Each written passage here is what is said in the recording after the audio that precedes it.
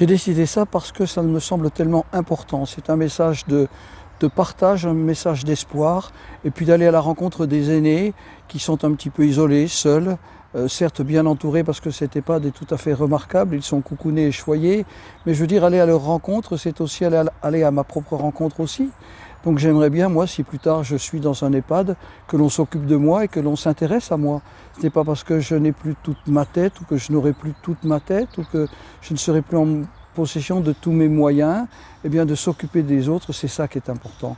Donc c'est de donner aux autres et d'apporter aux autres, à la génération qui est après moi, qui est avant moi, pardon, eh bien de pouvoir donner cette chance d'échanger et puis de faire un peu de cuisine, de se retrouver autour des odeurs, autour des arômes, autour des saveurs, donner sans rien attendre en retour, c'est le titre d'une chanson.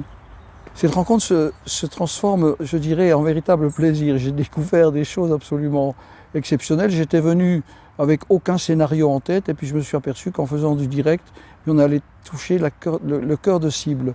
Donc on a fait une recette ce matin de pâtisserie, mais une recette simple de rabotte picarde, une recette de Picardie qui n'a rien à voir avec le sud-ouest, sinon que les pommes c'est la pleine saison et que les pruneaux viennent de la région de Villeneuve-sur-Lot et d'Agen.